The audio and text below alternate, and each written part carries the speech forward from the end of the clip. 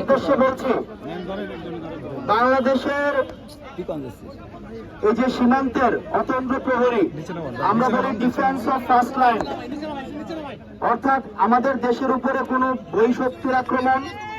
কোনো বিদেশি আক্রমণ, এই বিষয়টি সর্বপ্রথম যারা প্রতিরোধ করে তারা হচ্ছে এই বিডিআর। দীর্ঘ 16 বছর ধরে এই বিডিআর হত্যাকাণ্ডকে বিডিআর বিদ্রোহ হিসাবে পরিচালিত করা হয়েছে এবং আমরা দেখেছি গত 16 বছর এই বিডিআর হত্যাকাণ্ডের বিচারের জন্য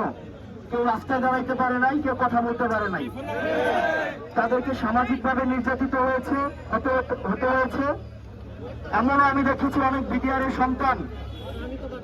তার বাচ্চাকে স্কুলে ভর্তি করতে পারে নাই, সামাজিকভাবে বঞ্চিত হয়েছে, নির্যাতিত হয়েছে, নিপীড়িত হয়েছে। সেজন্য এই সরকার যখন গঠিত হলো, আমাদের এই গণ অভ্যুত্থানের পরে, আমাদের এই গণ অভ্যুত্থানে 2000 শহীদ এবং 20,000 আহত ভাইয়ের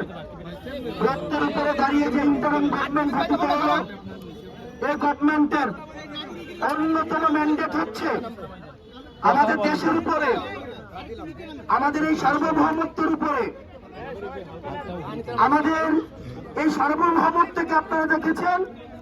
যে অতীতের সরকার এই সার্বভৌমত্ব বিনিময়ের প্রশ্নে যারা ক্ষমতায় টিকে থেকেছে, তারা এই সার্বভৌমত্ব বিক্রি করে দিয়ে তারা ক্ষমতায় থেকেছে। এই সার্বভৌমত্বের প্রতি এই বিডিআরদের যে আনকম্প্রোমাইজিং যে বিষয়টি ছিল,